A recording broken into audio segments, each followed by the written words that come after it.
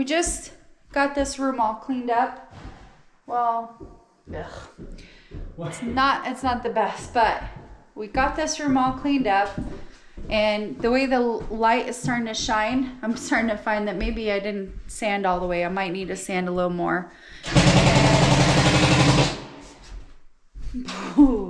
And Mark is going to put a few plywood up, and I'm gonna get a little bit of mud because I have some fixing to do. Just a little bit, not a whole lot. Dang it, now that the light's kind of on, I'm starting to see maybe a little more sanding needs to be done. So anyway, that's what we're gonna do. You can talk now because I'm gonna mess it up. What am I talking about? Well, you're gonna talk about what you're gonna do next, silly. Well, I'm gonna put plywood up. See, it's just as easy as that. That's all there is to it. We're just gonna put plywood up. There you go.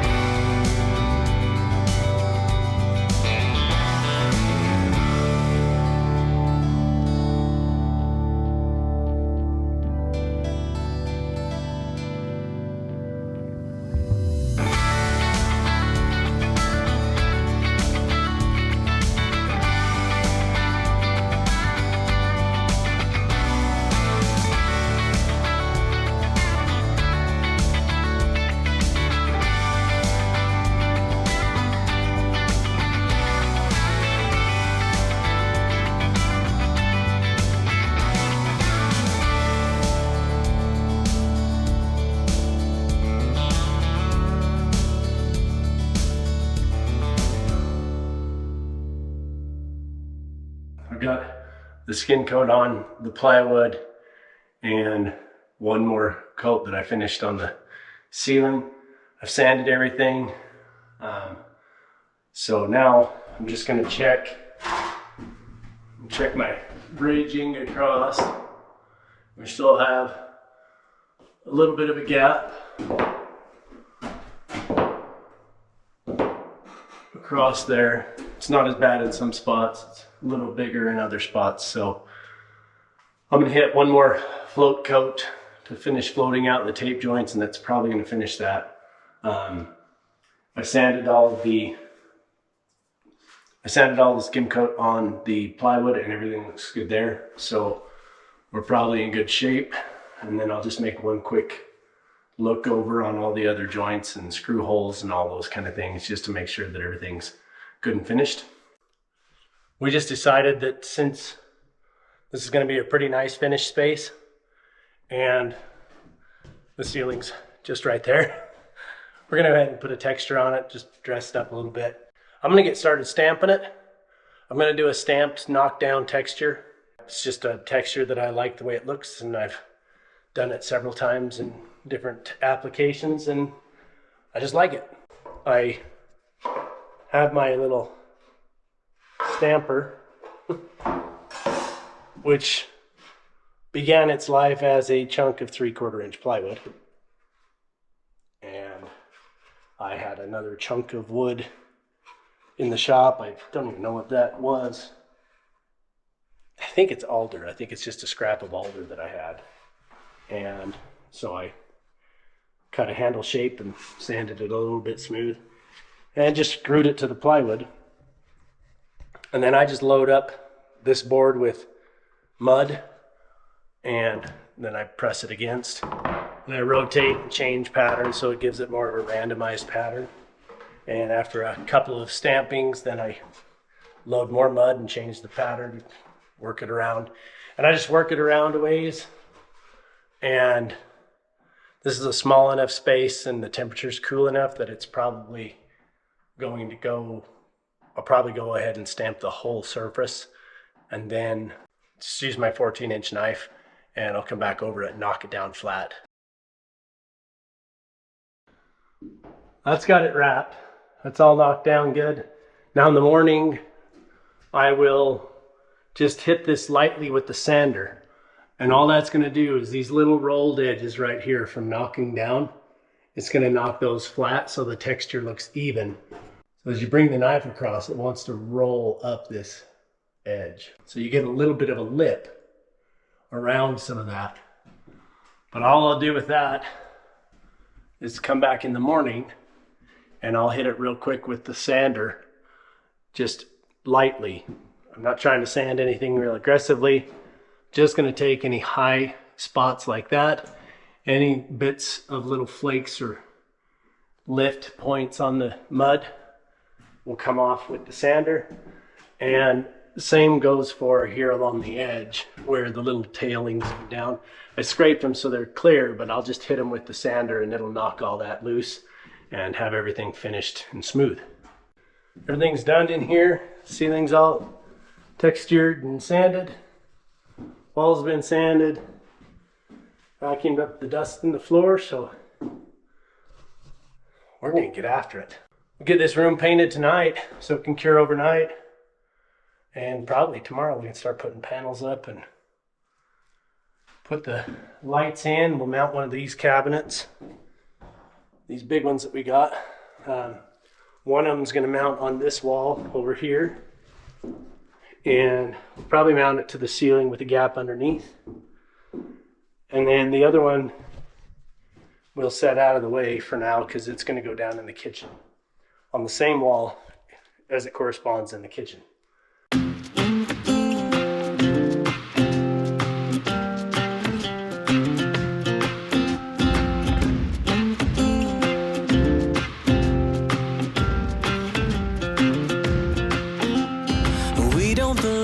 Here, I want more out of life. The longer we stay here, our boots get stuck in the mud. Let's pack up a life, baby, and call it a night. 'Cause the longer we stay here, the harder the fight. I said, yeah, call it a start by leaving behind what's breaking our hearts. I said, yeah, follow the spark. Ain't nothing but a one way.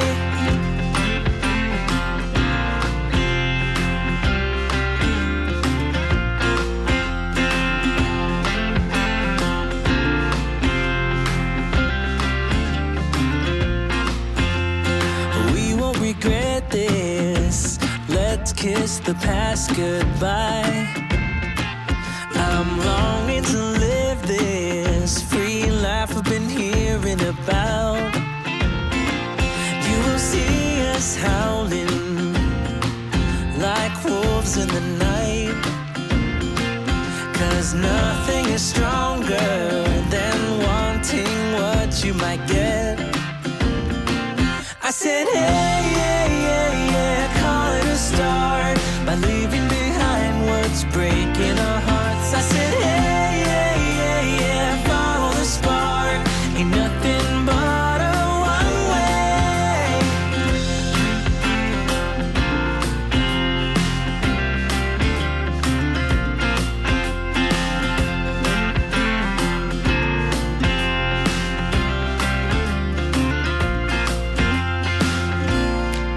Ain't no worries, ain't no worries. Don't you worry about a thing. Don't you? Oh, 'cause as long as we're together, home can be a million different things. I said, hey, yeah, yeah, yeah, call it a start by leaving behind what's breaking our hearts. I said, hey, yeah, yeah, yeah, follow the spark. Ain't nothing but a one way. Hey, yeah, yeah, yeah, call it a start by leaving behind what's breaking our hearts. I said, hey, yeah, yeah, yeah, follow the spark. Ain't nothing but a one way.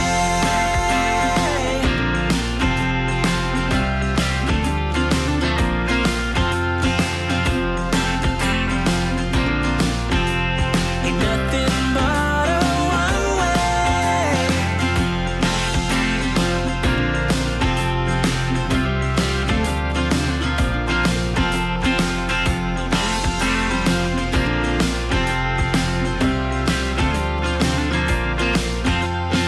We don't belong here.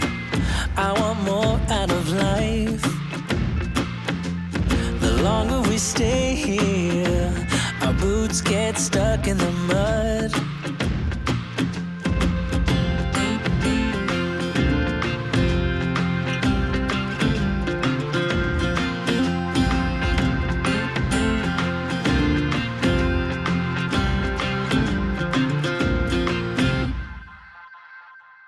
Okay, everything's painted in here and it's all cured.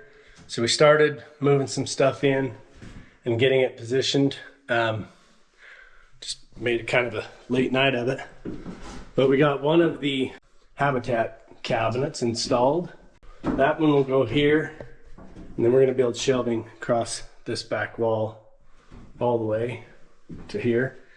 And that'll be for jars, and then we'll have this wall open. So I also started getting the power installed. We still don't have power up here to the building, but I'm getting everything set up. So we've got our breakers in. I've got 2 more circuits to connect, and then we've got everything that's pre-wired connected to the main panel.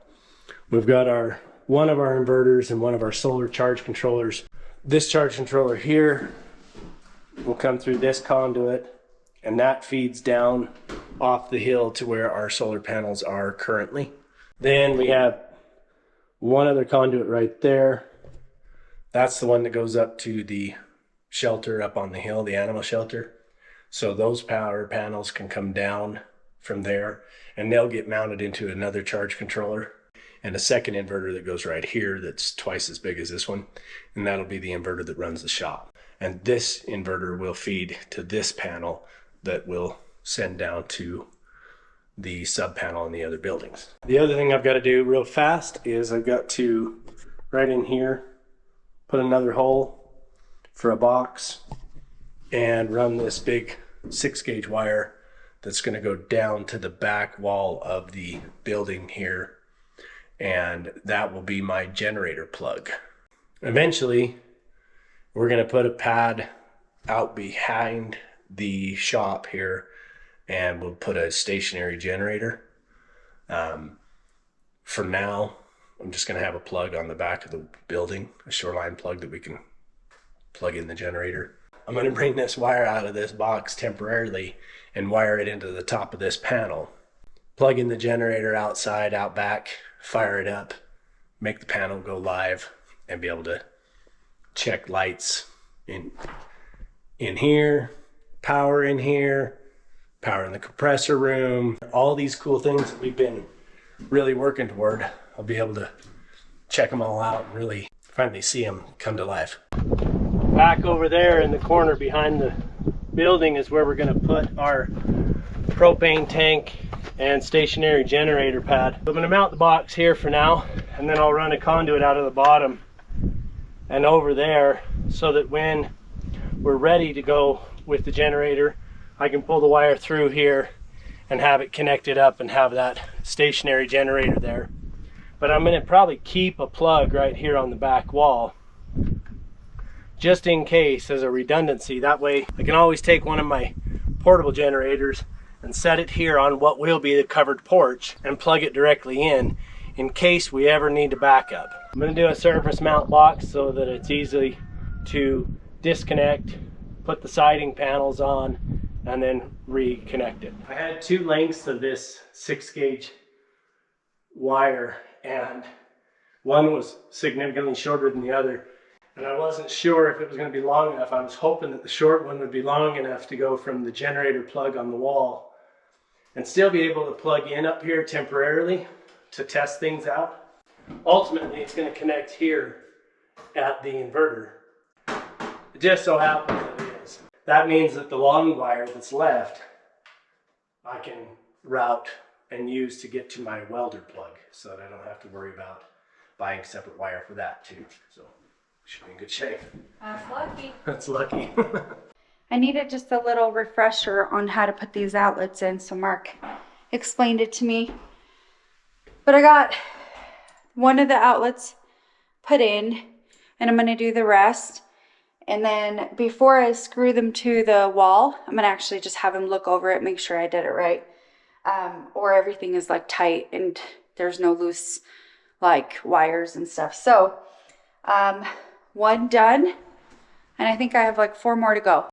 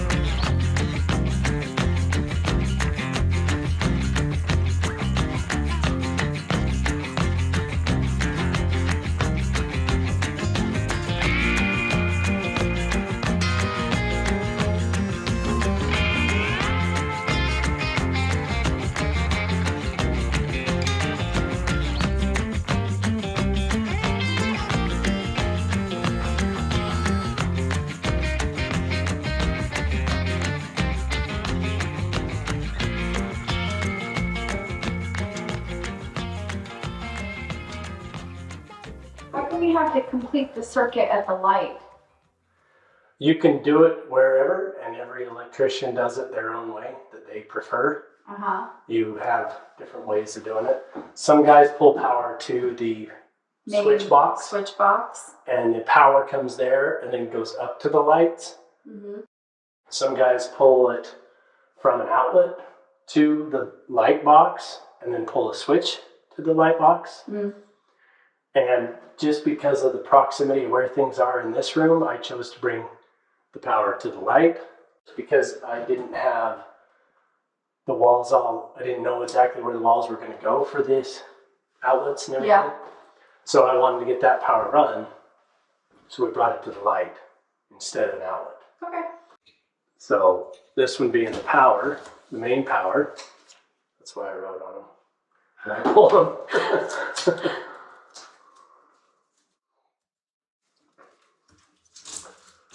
So this is our main power and neutral and ground. The outlets feed needs power, neutral, ground.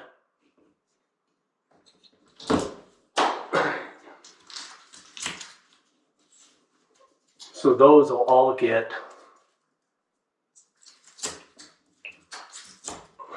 these will all connect as they are. Because then power, neutral, and ground goes to the outlets. Okay. From everything, okay? So just to keep track of things. You're just going to put them together? Just going to kind of put them together, because once we get the insulation off, you're going to go, wait, what's flare? Yeah. Right? Okay, now this one goes to the other light. Okay. And this one goes to the switch. Switch, okay. And you learned how to do all this for working for the city? I learned some basics in high school and just like a 1 semester class. Yeah. But then when I worked for the city, the guy that I replaced, essentially he retired. They were training me to take over for him. And part of the duties was facilities maintenance as well, which meant anytime they had any kind of electrician work, well, we got called. So that included new installation and everything else, and so I refined certain things that I didn't know or hadn't learned. I learned with him. He wasn't like a journeyman electrician, but his dad worked for the power company his whole life. He was really smart with power, and he just had done it for 30 years with the city, and done every bit of power they ever needed. And they had their own city building inspectors and stuff, and so they just... That was like, but smaller cities can do that, right? They can just say, I'm an inspector, and... Well, that's who checks it off anyway. Yeah, that's true. Anybody that builds, it's the building inspector that checks off your stuff. You know? Yeah. So, yeah. I learned a lot more about three-phase and single-phase 220. When I worked for the city, I also had to manage and maintain all the generators. The whole thing was the traffic light. So, we learned real quick how to figure a lot of things out. Yeah. Stuff that was not in the pay grade. Well, you know, when I graduated from nursing school and you get into the field and you feel so smart, right? Because you passed the test, you got your license, and you're just like, I can do this. And then you go into the field and really quickly you get humbled that you just don't flat out know anything. You learn that there's a lot of things you... Yeah. You have to learn on the job, and you have to learn, critical thinking, because you have to figure out what's wrong. This last little bit, I've been working with kids a little bit more often than I have, because I have not usually worked with children. I usually work with the adults or very elderly adults. And then you go to pediatrics and you go, I don't know everything, and I gotta critically think because I gotta really figure that out, you know? I learned that real quick. You graduate and you go, I don't know everything, but man, I can care enough to learn, you know? Yeah. Yeah, if you care enough to learn, you'll be in good shape, and that's for everything, right? When you say that for everything, for every job. Yep. You gotta be willing to learn. Yeah. Okay, we just fired up the generator. We're gonna put power to this panel and test these lights up here first. Power's on.